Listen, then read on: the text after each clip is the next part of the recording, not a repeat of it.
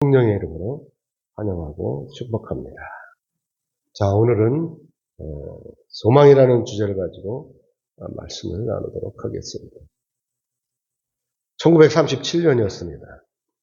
이때 감리교가 신사 참배를 결정하고 그러고 난 다음에 일본 놈들이라고 그래야 되겠죠. 당시 일본 놈들은 온갖 방법을 다 동원해가지고 우리 대한예수교 장로회, 노회를 또 총회를 압박해가지고 신사참배를 강요를 했습니다. 그래서 우리 대한예수교 장로회 총회사나 그때 당시 23개 노회 가운데서 17개의 노회가 이 신사참배를 결정을 했다라고 하는 것입니다. 그래갖고 1938년 9월에 우리 대한예수교 장로회 총회도 이렇게 일제에 무릎을 꿇고 말았다고 하는 것입니다. 창피한 일이죠. 이렇게 신사참배를 결정함으로 말미암아서 한국의 감리교회 또 우리 한국의 이 대한예수교 장로회 모두 정통성을 잃었다고 하는 것입니다. 뿐만이 아니죠.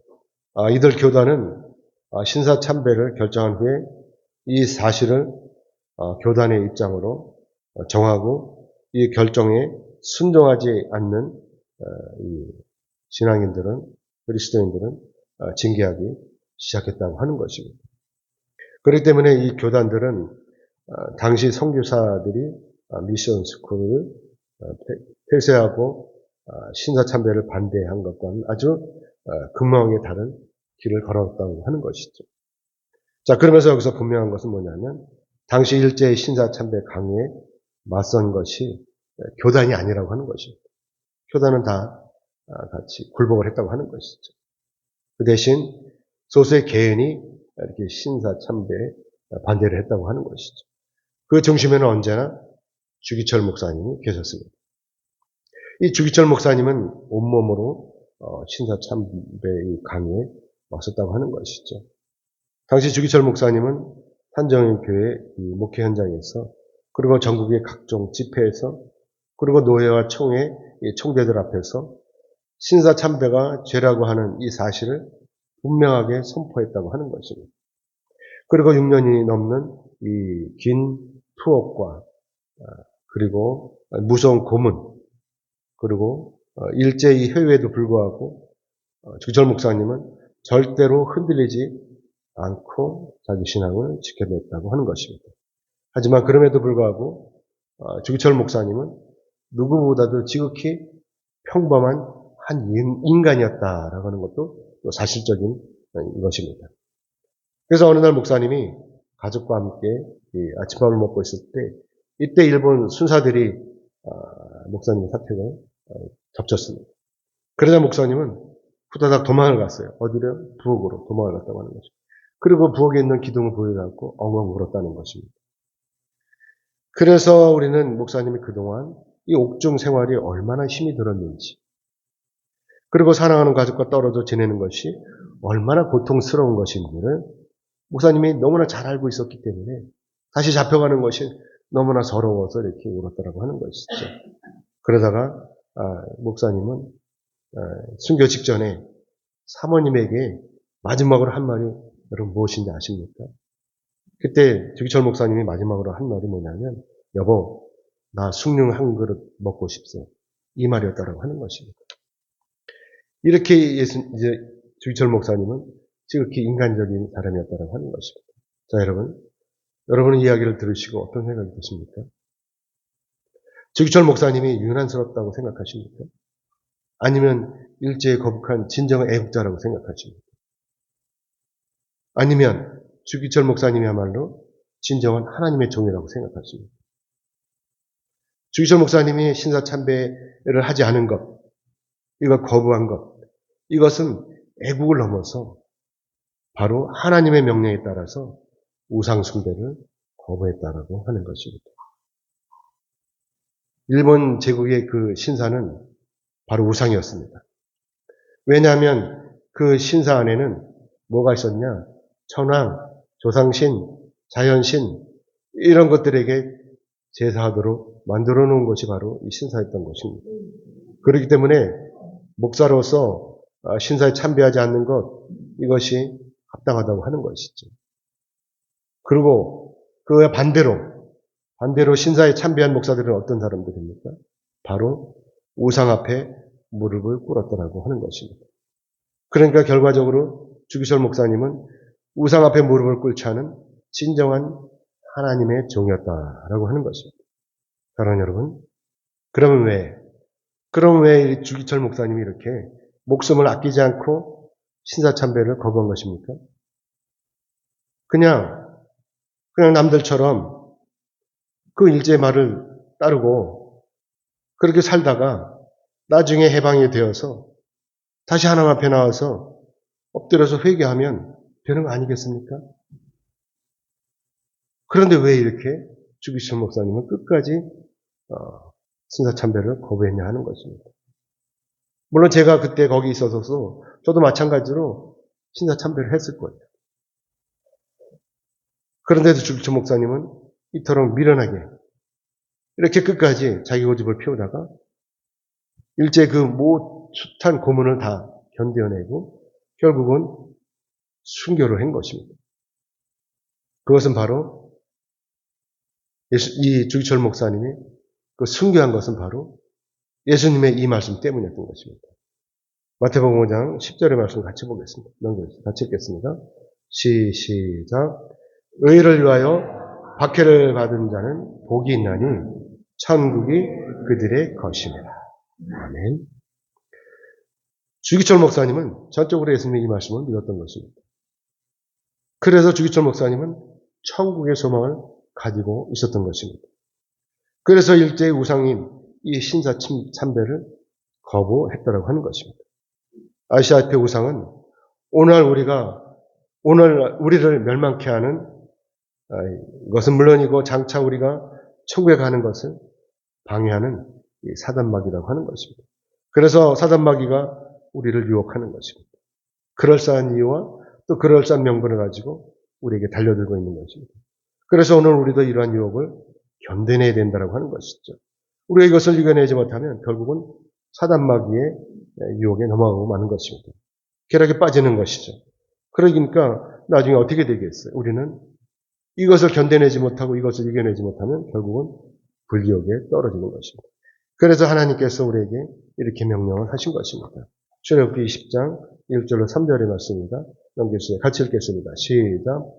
하나님이 이 모든 말씀으로 말씀하여 이르시되 나는 너를 애굽 땅 종되었던 집에서 인도하여 낸 네 하나님 여호와니라. 나는 나 외에 다른 신을 내게 두지 말라. 아멘.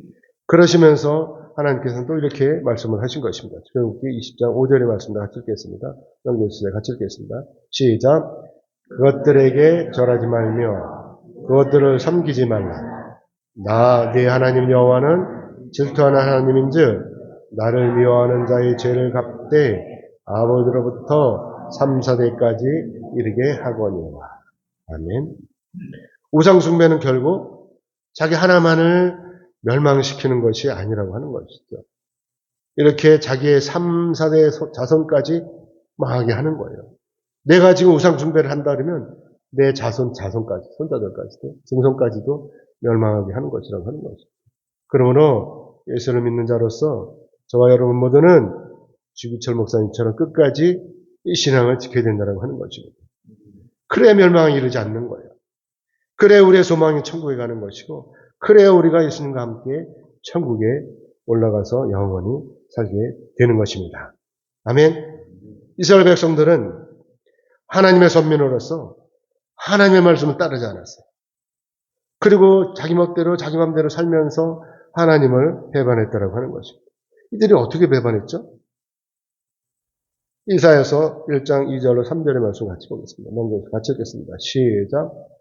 하늘이여 들으라, 땅이여 귀를 기울이라. 여호와께서 말씀하시기를 내가 자식을 양육할거늘 그들이 나를 거역하였도다. 소는 그 임자를 알고 나귀는 그 주인의 고유를 알건만은 이스라엘은 알지 못하고 나의 백성은 깨닫지 못하는도다. 이스라엘이 이렇게 타락한 거예요. 이스라엘의 전능하신 하나님을 저버린 것이죠. 자, 그러니 이제 이스라엘이 어떻게 되겠습니까? 하나님을 저버리고도 멀쩡하게 살 수가 있을까요? 소망이 없는 자는 완전히 망하는 거예요. 아무런 생각 없이 자기 마음대로 살면 망하는 거예요. 그래서 바벨론에 의해서 이스라엘이 철저히 망했다라고 하는 것입니다. 에레미야 6장 19절의 말씀 같이 보겠습니다. 넘겨서 같이 읽겠습니다. 시작. 땅이여 들으라. 시작. 땅이여 들으라. 안 넘어요? 다시 읽겠습니다. 시작. 땅이여 들으라. 내가 이 백성에게 재앙을 내리리니 이것이 그들의 생각의 결과라. 그들이 내 말을 듣지 아니하며 내 율법을 거절하였으리니라. 그래서 결국은 이스라엘이 이 바벨론의 포로로 잡혀간 것이고, 그래서 70년 동안 바벨론에서 노예로 살았다고 하는 것입니다. 자, 여러분, 말이 70년이지 이 70년은 그야말로 두 세대가 지나가는 기간인 거예요. 강산이 변해도 7번이 변하는 기간이라고 하는 것입니다. 이 기간은 남의 나라에서 노예로 산다고 생각을 해보세요. 청년은 붙들려가서 늙어서 죽게 되고, 갓 태어난 어린이는 노인이 되는 거예요. 그런 기간인 것입니다. 이들이 이렇게 바벨론 노예로 고통받고 힘에 겨운 이런 삶을 살게 되니까 이때 비로소 이들이 하나님을 찾게 되는 거예요. 그러면서 회개되는 거죠. 그러면서 이렇게 기도하는 거예요. 이사야 64장 1절로 2절의 말씀 같이 보겠습니다. 같이 읽겠습니다. 시작.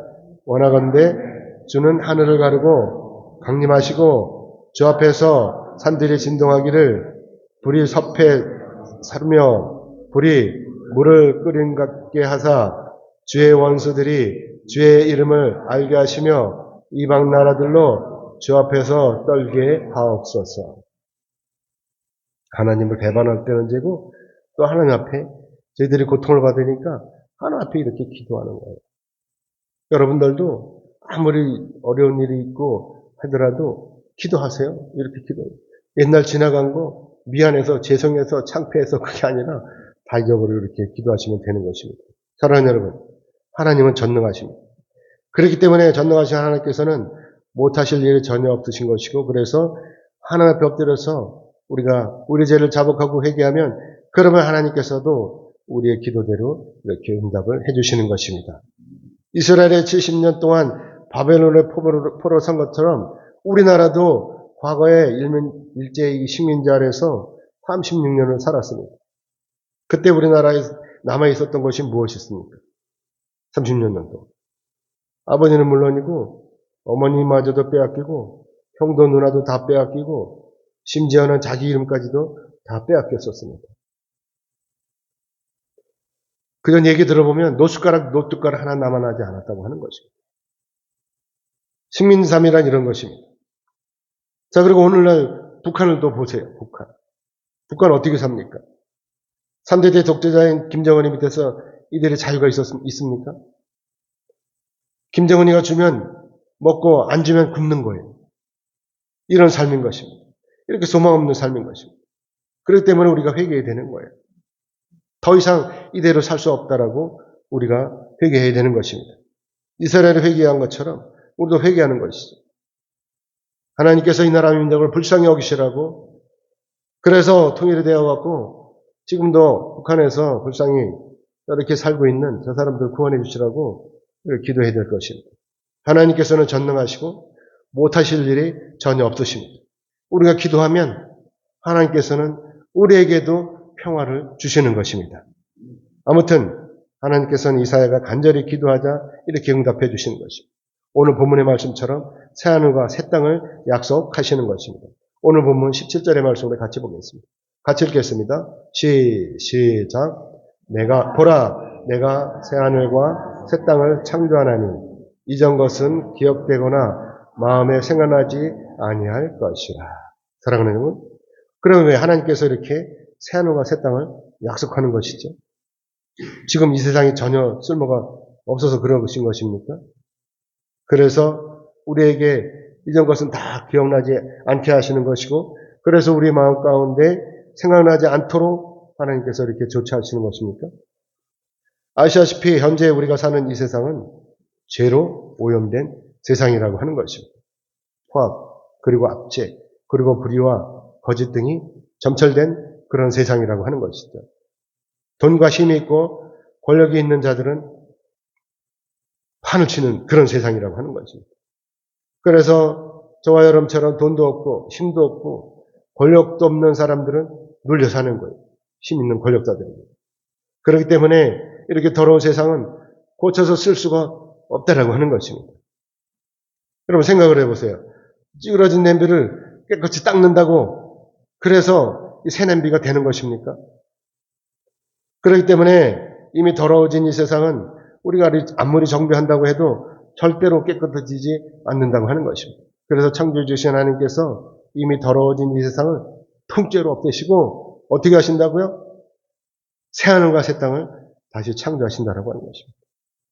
우리를 위해서, 저와 여러분. 여러분 이거 어떻게 생각하세요? 하나님은 전능하신 분이시기 때문에 이러한 일들이 가능하다고 보십니까?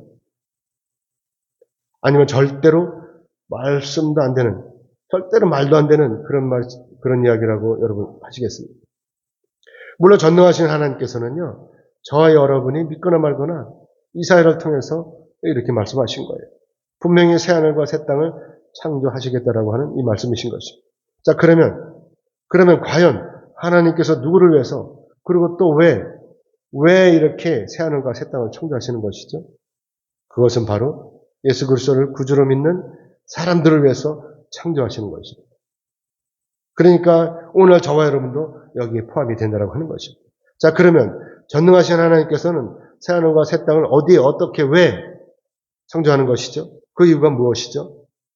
그래서 우리가 오늘 본문 말씀을 통해서 그 이유에 대해서 알아보려고 하는 것입니다. 그 세 가지로 제가 여러분에게 말씀을 나누도록 하겠습니다. 그 첫 번째는 뭐냐? 그것은 바로 전능하신 하나님과 우리가, 저와 여러분이 영원히 기뻐하고 즐겁게 하시려고 이렇게 창조하신다고 하는 것입니다. 오늘 본문 18절에서 19절의 말씀을 같이 보겠습니다. 18절, 19절 같이 읽겠습니다. 시작.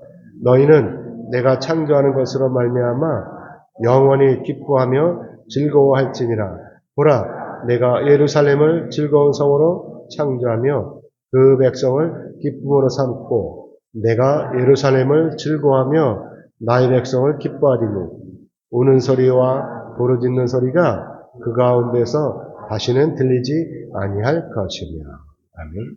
하나님께서는요, 저와 여러분을 사랑하시죠. 얼마나 사랑하신지 아시죠? 그 전능하신 하나님께서 우리가 즐거워하는 것을 보시려고 이렇게 우리에게 날마다 놀라운 은혜를 베푸신 것이고, 그래서 우리가 즐거워하면 하나님께서도 기뻐하신다는 것입니다. 저와 여러분이 자식을 낳아서 기를 때 그 자식이 즐거워하는 것을 보면 어때요? 기쁘죠? 자식이 기뻐하면 우리도 기뻐요. 그러니까 어떻게 해요? 장난감도 사주잖아요. 그 맛난 것도 만들어서 먹이잖아요. 여러분, 강아지도 이쁘면 강아지한테도 여러분 사랑을 쏟잖아요. 그렇죠? 근데 하물며 내가 난 자식이 어떻겠습니까? 그러니까 우리 어머니가 생전에 하시는 말씀이 어떤 말씀이냐면 자식이 입에 밥에 들어가는 것하고 들의 곡식이 가득한 것이 제일 기쁘다라고 이렇게 말씀을 하셨어요. 여러분 마음 그렇지 않으십니까? 여러분이 부모 입장으로 여러분의 자녀가 잘 되고 매사에 행복하면 그것이 여러분에게는 제일이지 않습니까? 여러분도 여러분 자식을 대신해서 기꺼이 죽을 각오가 되어 있지 않습니까? 만약에 여러분의 자식이 아프다 그러면 저번에 간증 보셨죠? 사랑이. 그 간증, 아버지가 그렇게 미국으로 가기 위해서 돈을 벌기 위해서 그 전국을 대장정에 올라가고 걷잖아요. 그렇죠? 그래갖고 24억을 모았다고 하잖아요. 하나님께서 우리를 이렇게 사랑하시는 거예요. 그래서 우리를 위해서 이렇게 아름다운 세상을 창조하셨고 우리가 이 세상에서 행복하게 살기를 원하셨다고 하는 것입니다. 그러나 우리가 이 하나님, 우리를 이토록 사랑하시는 이 하나님을 배반하고 죄를 지어서 지옥에 떨어지게 된 거예요. 그러니까 또 하나님께서는 이 죄로 인해서 지옥에 떨어지는 우리가 불쌍하신 거예요. 얼마나 불쌍해요. 그러니까 또 하나님께서는 우리를 구원하시려고 예수님을 보내신 거예요. 독생자이신 예수님 보내신 거예요. 그래갖고 어떻게 하셨어요?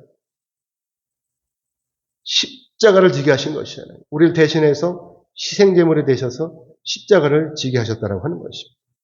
하나님께서 우리를 얼마나 사랑하시면 독생자이신 이 예수 그리스도를 우리에게 내어주시겠냐 하는 것입니다. 로마서 5장 8절의 말씀 같이 보겠습니다. 같이 읽겠습니다. 시작. 우리가 아직 죄인 되었을 때에 그리스도께서 우리를 위하여 죽으심으로 하나님께서 우리에 대한 자기 사랑을 확증하셨느니라. 아멘.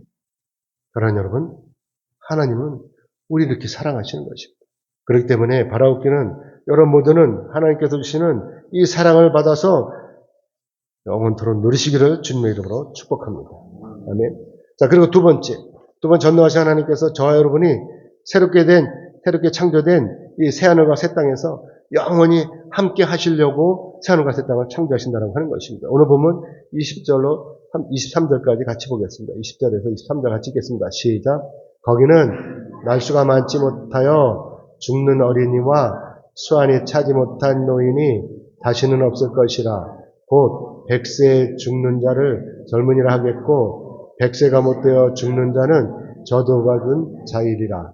그들이 가옥을 건축하고 그 안에 살겠고 포도나무를 심고 열매를 먹을 것이며 그들이 건축한 데에 타인이 살지 아니할 것이며 그들이 심은 것을 타인이 먹지 아니하리니 이는 내 백성의 수완이 나무의 수완과 같겠고 내가 택한 자가 그 손으로 일한 것을 길이 누릴 것이며 그들의 수고가 헛되지 않겠고 그들이 생산한 것이 재난을 당하지 아니하리니 그들은 여호와의 복된 자의 자손이요 그들의 후손도 그들과 같을 것이니라.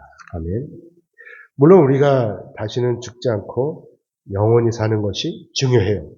그쵸? 자, 그런데 여기서 궁금한 것은 뭐냐면 장차 우리가 새하늘과 새 땅에 가서 어떻게 사느냐라고 하는 것입니다. 새하늘과 새 땅에서 우리가 어떻게 사는지 그 삶의 질에 대해서 궁금한 것입니다. 자, 그렇기 때문에 오늘 본문의 말씀을 우리가 보면 새하늘과 새 땅에서는 한마디로 풍족하다는 거예요. 다 있다는 것이죠. 우리가 사는 이 세상은 완전히 다르다고 하는 것입니다. 아시다시피 돌아보세요. 아시다시피 우리가 사는 이 세상에서는요. 그냥 아둥바둥해야 사는 거예요. 그렇죠? 처절한 삶을 살게 되는 것입니다. 그런데도 불구하고 자기가 지은 집에 자기가 살지 못할 경우가 있어요. 그렇죠? 저도 저렇게 집을 져놓고 저도 살지 못하고 나왔잖아요. 그렇죠? 자기가 심은 나무 열매를 자기가 먹지 못하는 일이 생긴다라고 하는 것이죠.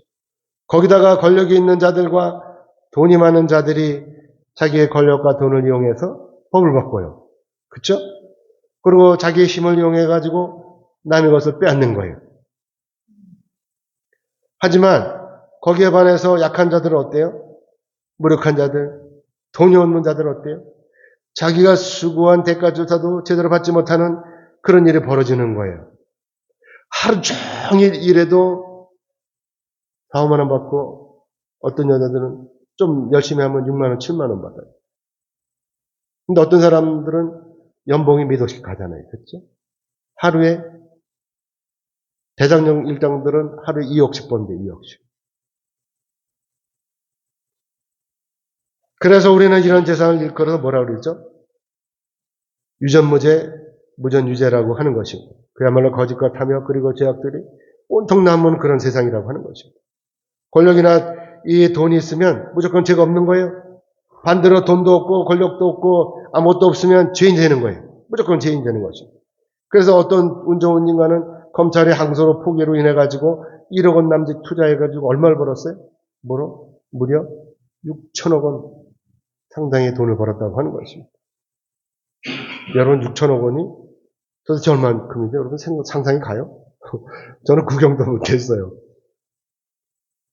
이것이 다 권력의 힘이라고 하는 것입니다. 여러분 이 말씀 이해가 되세요? 그래서 억울하지 않으세요? 그러나 사랑하는 여러분, 달라지는 거예요, 이제는. 이제 달라지는 것입니다. 장차 우리가 가야 하는 그곳은요, 하나님께서 다시 창조하시는 그곳은요, 이 새하늘과 새 땅은요, 이 세상과는 완전히 다르다고 하는 것입니다. 거기에는요, 거짓과 불의, 부정이 결코 있을 수 없다는 것입니다. 그래가지고 오직 정직과 진실, 정의만이 가득하다고 하는 것입니다. 그리고 당연히 수고한 자가 정당한 대가를 받고, 당연히 의로운 사람의 정직한 땀방울이 최고의 가치로 인정을 받게 된다라고 하는 것입니다. 자, 여러분은 이런 곳에 가고 싶지 않으세요? 그러므로 바라옵기는 여러분 모두는 지금의 이 신앙을 잘 지키시고 장차 펼쳐질 새하늘과 새 땅에 들어가시기를 주님의 이름으로 축복합니다. 자, 그리고 세 번째 사랑의 하나님께서 우리와 함께 하심으로 새하늘과 새 땅에서 평안한 삶을 누리도록 하시겠다라고 하는 것입니다. 오늘 보면 24절로 25절의 말씀 같이 읽겠습니다. 시작. 그들이 부르기 전에 내가 응답하겠고 그들이 말을 마치기 전에 내가 들을 것이며 이리와 어린 양이 함께 먹을 것이며 사자가 소처럼 짚을 먹을 것이며 뱀은 흙을 양식으로 삼을 것이니 나의 성산에서는 해할도 없겠고 상함도 없으리라. 여호와께서 말씀하십니다. 아멘. 아시다시피 태초에는 사람과 하나님이 소통하는데 아무런 문제가 없었어요. 아담과 하와 그리고 하나님이 에덴 동산에서 자유롭게 거닐면서 대화를 하셨어요. 소통을 하셨습니다.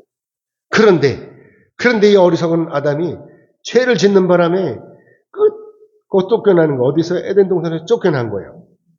그래가지고 하나님과 이 직접적인 소통이 끊어졌다고 하는 것이죠. 그래서 아담의 후손들 어떻게 살았어요? 하나님과 소통하기 위해서. 어떻게 살았어요? 중보자가 필요했다는 것이죠. 그래서 구약에서는 여러 선지자를 통해서 하나님과 소통하셨던 거예요. 그러다가 나중에 어떻게 해요? 하나님 아들이신 예수님께서 중보자가 되셨다고 하는 것이죠. 자, 근데 이젠 달라졌어요. 여태까지 중간에서 누가 이렇게 중보를 해줬잖아요. 저와 여러분의 중보자는 저예요. 제가 하나님 앞에 기도하는 거예요. 기도하면 하나님이 여러분에게 우리의 총 중보자는 예수님이신 것이죠. 우리 예수님 앞에 기도하잖아요. 그렇죠? 근데 이제는 달라지는 거예요. 그럴 필요가 없는 거예요. 하나님과 소통하는데 하자가 없는 거예요. 아무런 장애물이 없는 거예요. 하나님의 자녀로 사는데 뭐가 문제이겠어요? 뿐만이 아니에요. 이 새하늘과 새 땅에서는 화평한 거예요. 무조건 화평한 거예요. 그동안 이 세상에는 약육강식의 이 논리가 적용되어 있죠. 그렇죠? 힘 있는 사람이, 힘 있는 놈이 이기는 거예요. 그래서 여기저기 전쟁이 벌어졌어요. 그러나 이제는 뭐 어떻게 해? 새하늘과 새 땅에서는 이런 논리가 필요 없는 것이죠. 호랑이나 사자, 이런 것들, 이런 맹수들이 없어지는 거예요. 뱀과 같이 혐오스러운 동물도 이런 게 다 없어진 거예요. 같이 어울려서 산다고 하는 것입니다. 사랑하는 여러분 이런 세상이 기대되지 않아요? 그래서 새하늘과 새 땅에 대한 이런 소망이 생기지 않습니까? 여러분 이런 데 가고 싶지 않으세요? 안 가고 싶으세요? 대답을 안 하시네. 그러므로 바라옵기는 여러분 모두는 새하늘과 새 땅을 소망하시면서 이 땅에서도 평안을 누리시기를 주님의 이름으로 축복합니다. 이제 말씀 맺겠습니다.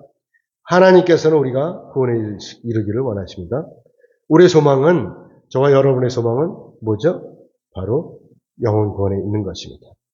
주기철 목사님이 일제히 감옥에서도 끝까지 견뎌낼 수 있었던 것, 그 원동력은 바로 예수 그리스도를 구주로 믿고 그 믿음에 따라서 천국을 바라는 이 소망이 있었던 것입니다.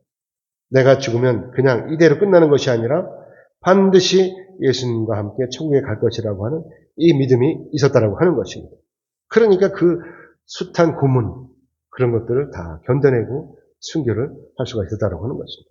자, 여러분도 아시다시피 우리가 아는 천국은요, 하나님께서 새롭게 창조하신 이 새하늘과 새 땅이라고 하는 것입니다.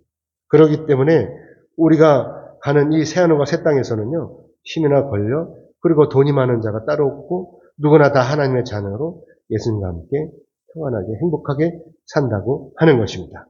사랑하는 여러분, 저는 여러분이 모두가 다 이 새하늘과 새 땅에 들어가시기를 원합니다. 그래가지고 이제 여러분 모두는 이 세상에서도 예수님과 함께 경건하게 사시는 것입니다. 아무렇게 살면 안 되는 것이죠.